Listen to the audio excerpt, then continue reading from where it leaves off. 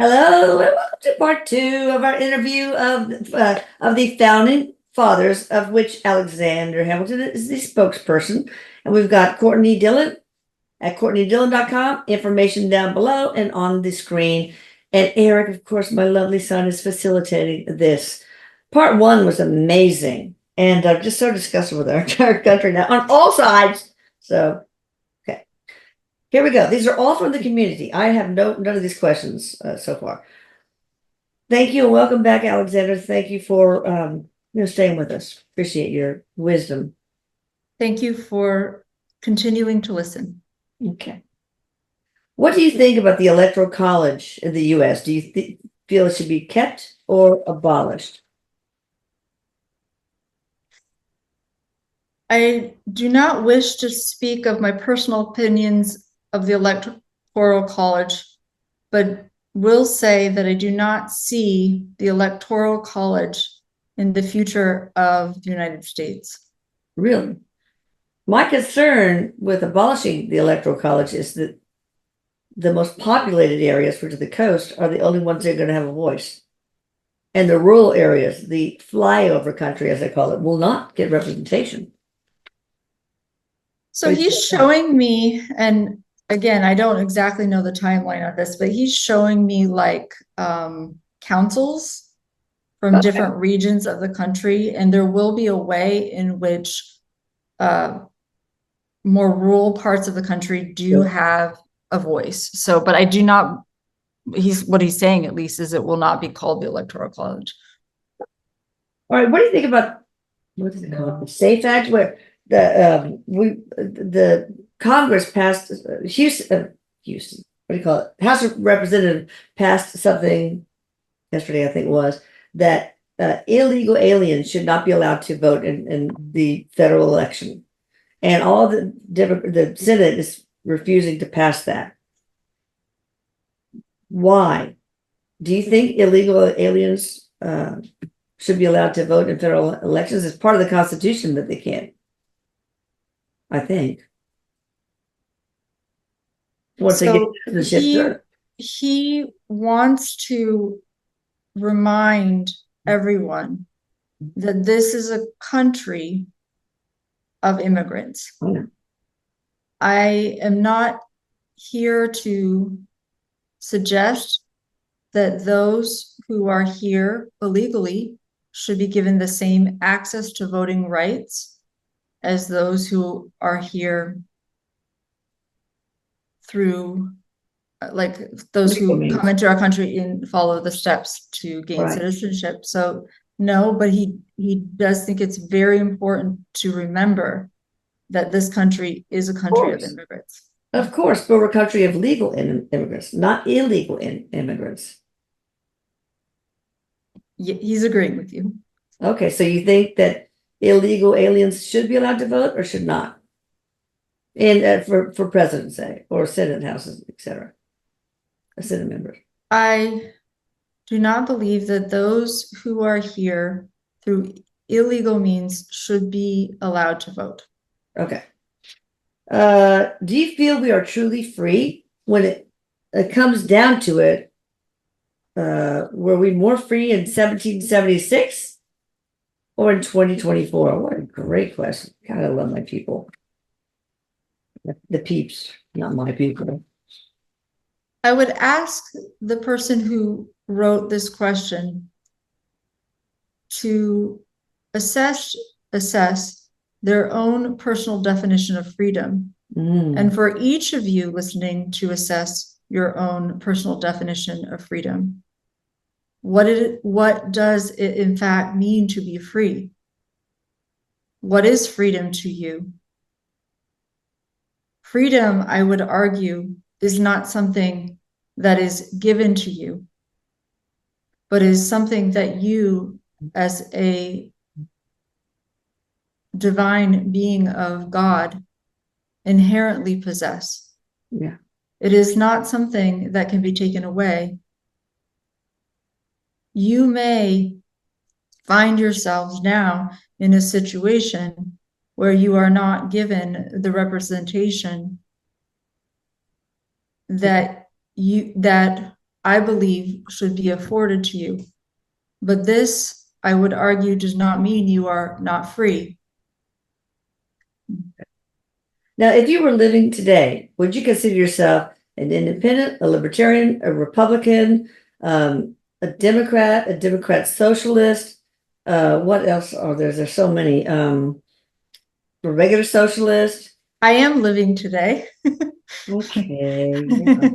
I would consider myself a constitutional conservative, a constitutionalist, a libertarian. But what would you consider yourself today? I do not subscribe to a label in your political system, but I would abide by the original doctrine. Although he does believe that some changes are needed to the right to bear arms, like that's taken out of context. Yeah. So I most align with independent. Thinker. Yeah. Thinker. Yeah. Yeah. Me too. Independent, but leaning toward, I believe in the Constitution. Some people think the Constitution should be a living one where it can be changed at any time. I do not agree that the Constitution should be able to be changed by a person's whim and fancy. It is an important and sacred document. Yeah. That being said, those listening need to know and understand their inalienable rights. Yeah. I believe this to be severely lacking in school children. Yeah. And in parents. I would urge you to read the Constitution, to learn, to study, to grow in your thought, to imagine a government in which you feel represented, in which you feel empowered, and in which you feel that you have a voice. For this is the greatest failing of the current governmental system. Yeah, I agree. Even during your time, presidents were being used like puppets secretly by a rich elite. I don't know if that's true. Does it sound accurate? Were you guys used? I can only speak for myself. I have never been used as a puppet by anyone. Excellent. What do you think about cities and states that are abandoning the names of certain schools and public buildings with slave-owning presidents, like Washington High School, Jefferson Library, etc.? Do you feel it's justified that they overlook any good that these early presidents did and instead remove their names and statues completely from public display? Let me tell you what I think. I think that although these are errors, these are lessons in teachable moments. Like throwing the baby out with the bathwater. It is not for me. It's in the bad. He doesn't quite agree with you. It is not for me to say whether these names should remain or. No, I'm not saying that. Or the people decide and choose a different name. However, my justification for this thought is that the decision should rest in the hands of the people. Right. But it's not. It is also important to acknowledge the grave errors of thinking of our time. Absolutely. And the fundamental way in which this country was founded in error. It is important that we acknowledge these errors in order to change, in order to create anew. We must first acknowledge the mistakes. But if you bury your head in the sand, if people do that, then they don't remember the sins. I am not suggesting in any way that we bury our head in the sand. Good. I am saying that we acknowledge the sins of our fathers. Good. But in this acknowledgement, we give power back to the people. Yeah. For this was the original plan. Yeah. But I mean, history is being erased from textbooks even. I think the good, bad, and ugly ought to be in there for our kids to be used to think critically and to make their own decisions, frankly. I don't think anything. That is part of what I am saying and suggesting to those listening today. Yeah. It is important to understand your rights, to know your history, to know the atrocities of slavery, to know the atrocity of war, but also to understand the goodness of our country. Yeah. Good. So we mostly, how do we move beyond the two-party system in the US? Is it ever going to happen? I mean, so many countries have several parties. It will happen the day that the citizens of this great nation decide they no longer want to be ruled by a set of kings and queens. This will happen the day that those who teach in schools, that those who clean homes, that those who work hard for their families decide that they no longer want this system. Yeah. You may think that I am speaking vaguely, but I am telling you the truth. Yeah. You, as citizens of this great country, have the power to decide. It may not look so from your vantage point, but what I see from this cesspool of corruption is the possibility of a great nation and a great system of government. Okay. Next question. Were you guys the ones that started these secret societies? I'm not sure what this person means by that. What are these secret societies? No, is the answer, he says. Eric, what do they mean? I think I don't know what this person's referring to, but I think they're referring to ruling elite or something like that. The Bilderberg complex? Probably, yeah. But he's I don't know, the Illuminati. It could be so many. He's saying no. So okay, good. That's all we need to know. I would like to know which founding fathers were Templar Knights or Freemasons. Maybe that's what they're talking about. And how that involvement shaped the Constitution. Were any of you guys Templar Knights or Freemasons? George Washington is not like popping in. Okay. So there's a connection with him and the Templar Knights. Okay. Yes. Yeah, that's what I get. Did that help shape the Constitution? That involvement help shape the Constitution in any way? Vaguely, it feels like yes. There's connection. Good or bad, or neutral? I don't have a clear answer on that, to be honest. I don't even know what those are. So yeah. Look it up later. People just research. Okay. How do you view the relaxation of the separation of church and state that has occurred in recent years? Our country was founded on the freedom of religion or not following religion. I don't know. It seems like it's not freedom of religion. It's freedom from religion. I strongly believe in the separation of church and state. Yeah.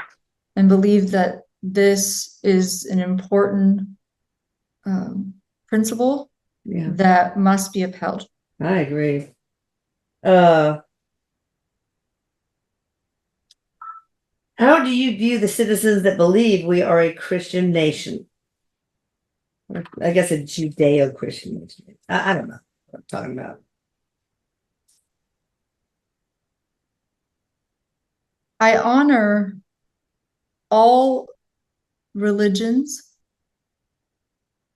and I honor those who believe in, who consider themselves Christians. This country is linked to the ideologies, I'm sorry, I'm getting tired, of this country are linked to Christianity, no doubt. But it is important, as I said before, to honor the separation of church and state. Yeah. Okay. Let's just do one or two more questions since you're peering out. Is it true that many of the founders practiced deism? Deism is a movement or system of thought advocating natural religion, emphasizing morality, and in the 18th century denying the interference of the creator with the laws of the universe. The word originated in England in the early 17th century as a rejection of Orthodox Christianity. So, you want me to read that again? No. Okay. He heard it. Okay, that's all it needs to be. Okay. Wow.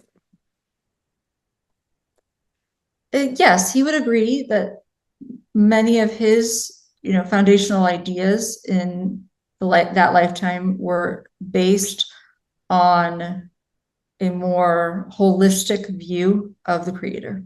Okay, I like that.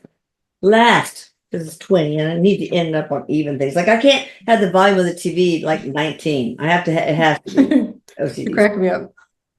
Anyway, in hindsight, are there any amendments to the Constitution you wish would have been differently added? If so, what? The current amendments, I guess. Is there any that in hindsight, are there any amendments to the Constitution you wish would have been different? He's already answered that one. He said he would change the right to bear arms in worded differently. However, he still does fundamentally believe in this right. So the answer is no.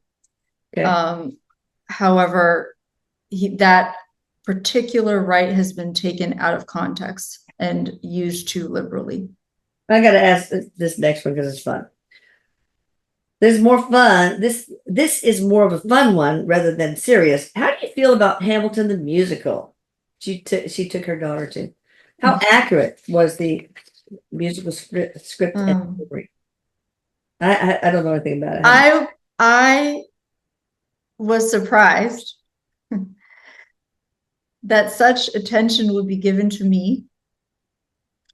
But overall, I find it light-hearted and fun.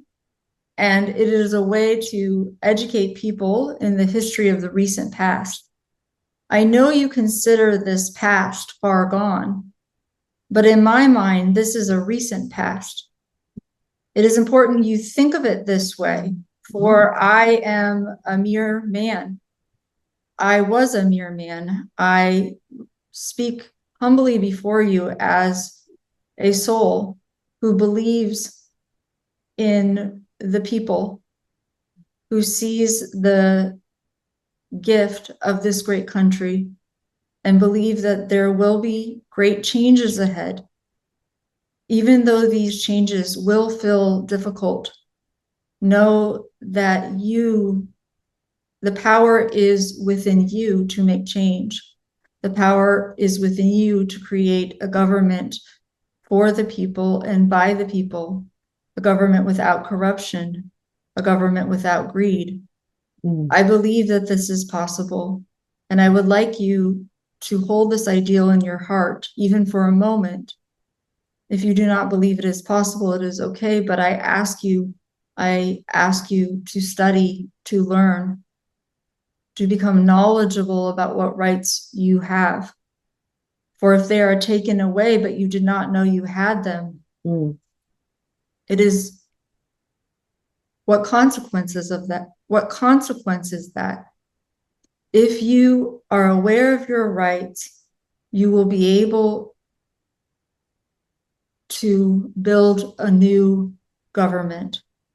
if you are aware of where you came, both the atrocities and the benefits, you will be able to build a new government. But it is important you understand your history. Yeah. It is important you read. It is important you study. It is important you stop fighting against a broken system, but begin to consider how you will create a new. If this feels like an impossible task, you can begin to create a new in your community. You can begin to create a new in your state and local systems. For change magnifies change. Yeah. For Even those the of you, even the family unit. Yeah. correct, even the nuclear family. Each person listening today has a freedom and a power within them to create change in a positive and beneficial way for fellow mankind. That's beautiful. All right, thank you. We're gonna get back to you because we have probably another couple of parts in here. But just so you guys will hit the Thank you. notification bell, the next one is gonna be Alexander. Were you guys aware of extraterrestrials? If so, did they work did you guys work with them in any capacity? So don't answer. We're gonna find out next. This is just a Okay. cliffhanger. All right, thank you. Thank you. Thank you, Alexander Hamilton, and thank you, Eric. You guys subscribe and hit the notification bell. I love you all. Thank you. All right. Bye. Thank you. Have a good day. Bye. Bye.